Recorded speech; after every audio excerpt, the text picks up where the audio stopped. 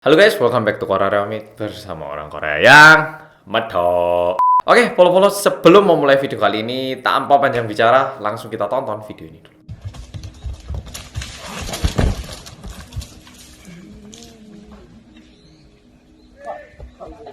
Nah, aku yakin reaksi kita kemungkinan semua sama. Pasti kayak melihat video ini dengan pandangan yang sangat tidak nyaman dan bahkan kita nggak percaya apa yang barusan kita lihat ini. Nah, nggak cuma follow-follow, aku juga dan juga mayoritas orang bakal bereaksi seperti itu.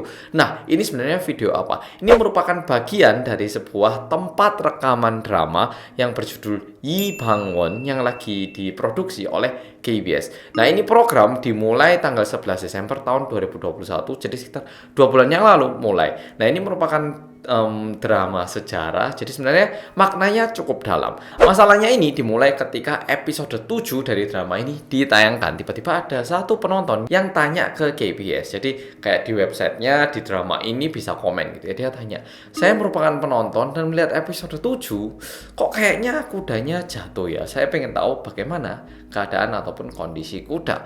Nah, saat pertama ada orang nanyakan kayak gini, mantas orang berpikir, oh mungkin itu komputer grafik, CG, atau oh mungkin cuman kelihatannya doang kayak gitu. Nggak mungkin lah kuda jungkir balik sampai kayak gitu. Karena kalau misalnya jungkir balik kayak gitu, nggak cuman kuda, bayangkan manusia saja lebih kejam lagi. Kalau jatuh dalam kondisi lehernya itu tertekan kayak gini, kemungkinan besar bakal meninggal. Dan kalau misalnya follow search di Google dengan keyword kayak gini, what happen if horse fall on its neck gitu ya. Aku benar-benar cuma nyari biasa. Nah, terus di bawahnya itu ada satu pertanyaan related, can horses break their neck? Nah, di situ kita lihat kalimat pertama sama kalimat terakhirnya aja.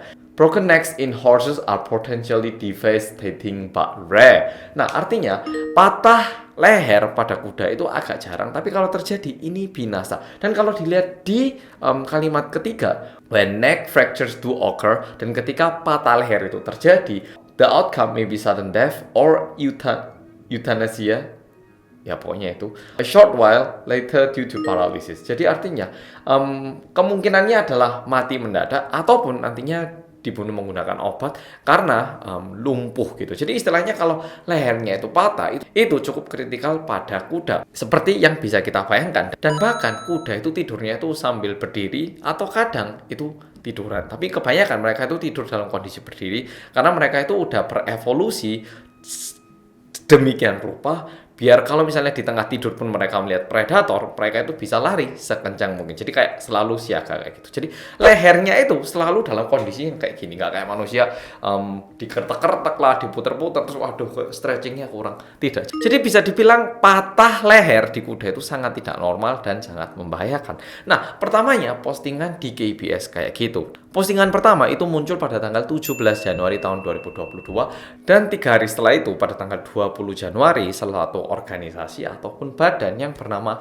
KAWA, Korean Animal Welfare Association. Nah, mereka ini mengupload satu video di Instagram yang menunjukkan behind the scene dari tayangan ini.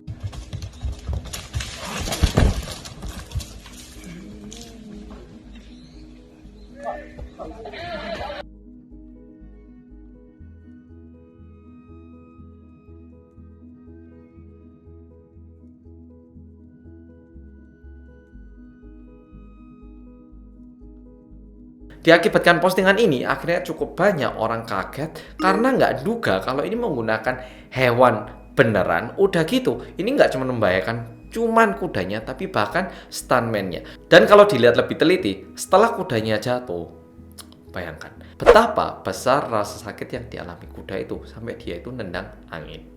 Nah, nggak cuman itu, kalau dilihat stuntman-nya juga bener-bener kayak kesakitan karena jatuhnya itu bener-bener kayak gitu. Setelah itu, apakah KBS memberi jawaban? Nah, untungnya KBS melihat ini langsung memberikan jawaban. Tapi perlu diingat, KBS ini beda sama SBS ataupun MBC. Mereka ini merupakan kayak TVRI, kayak apa? Stasiun TV-nya pemerintah, alias yang membayari KBS itu adalah rakyat Korea. Pajaknya orang-orang itu digunakan untuk bikin drama.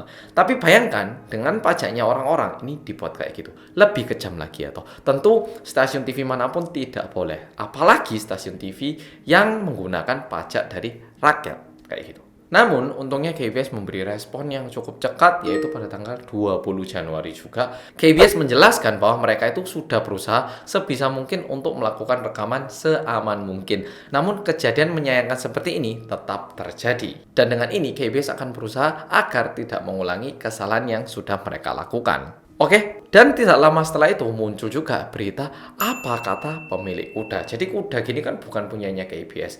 Mereka pasti punya tim yang rekam. Nah, mereka juga pinjam properti dari sebuah perusahaan. Ya toh. Ya, kuda itu kan hewan, tapi kan ya pasti dianggapnya properti rekaman gitu. Jadi mereka sewa dari sebuah perusahaan lain. Dan pada tanggal 21 Januari, pemilik kuda akhirnya membuka suara dan dia menjelaskan bahwa kudanya ini meninggal 1 minggu setelah rekaman.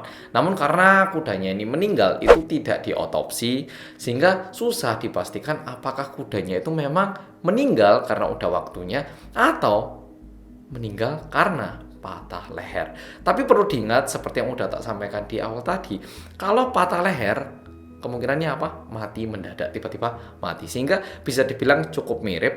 Tapi perusahaan ini ataupun yang punya kuda ini juga bilang bahwa sedikit susah untuk meminta tanggung jawab kepada KBS karena biasanya kontraknya itu secara verbal. Jadi kayak pinjam kuda ya, harga segini. Oke, yaudah. Nah, kayak gitu. Sehingga meminta pertanggungjawaban itu cukup susah. Dan juga pemilik kuda ini bilang, memang seharusnya rekaman itu dilakukan dengan cara yang aman, menggunakan properti yang tidak menyakiti baik manusia ataupun hewan.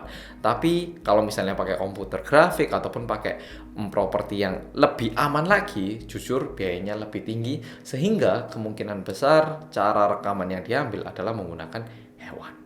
Dan yang punya kuda bilang bahwa sudah punya bisnis ini selama 25 tahun dan masih ingat betul pada hari rekaman stafnya itu tanya, kudanya nggak apa-apa tak?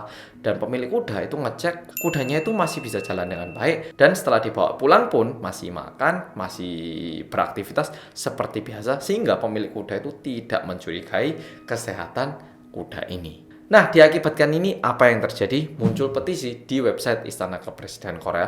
Bahkan 2 dan juga aktor maupun aktris yang berperan di dalam drama ini juga kena hate comment alias kena semprot juga. Dan bersamaan dengan ini, drama-drama sejarah Korea yang lain itu juga mendapatkan perhatian. Jangan-jangan di drama lain juga menggunakan kuda beneran hingga kudanya meninggal. Nah, ini beberapa mungkin screenshot yang bisa tak tunjukkan.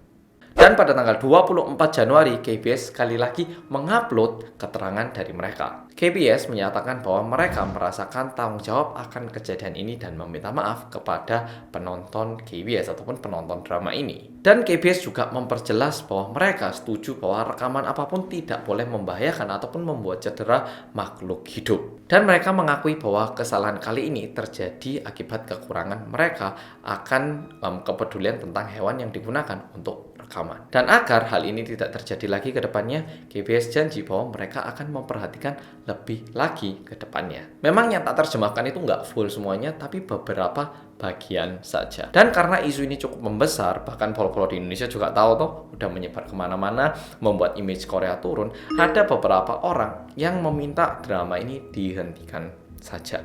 Namun di satu sisi juga ada orang yang melihat kejadian kali ini sedikit berbeda karena memang betul ini salah, tapi terkesan organisasi ataupun badan-badan yang melindungi hewan mereka itu cuman aktif ataupun bereaksi ketika hewan-hewan yang dilukai ataupun yang sakit itu hewan-hewan yang lucu. Contoh hewan peliharaan kayak anjing, kucing ataupun kuda kayak gini. Tapi mereka tidak terlalu bereaksi ketika ada hewan-hewan yang harus dibunuh untuk menjadi makanan sehari-hari. Sehingga cukup banyak orang yang mencurigai jangan-jangan ini organisasi mau menggunakan kesempatan ini untuk mendapatkan kekuasaan lebih lagi. Jadi misalnya setiap kali drama produksi kalian harus mendapatkan persetujuan dari kita dan biayanya sekian. Nah, misalnya kayak gitu. Oke, jadi video kali ini sampai di sini. Aku pribadi merasa aktor sama aktris nggak bisa dibenci diakibatkan ini. Tapi kalau menurutku, tim produksi yang seharusnya ke depan itu lebih lagi memperhatikan bagaimana kondisi-kondisi hewan ataupun bagaimana hewan-hewan ini digunakan saat rekaman. Jadi bolehlah digunakan untuk rekaman, tapi jangan sampai hewannya ini harus sakit, cedera, ataupun mati diakibatkan rekaman. Oke, pol-pol, makasih udah nonton video kali ini dan sampai jumpa di video berikutnya.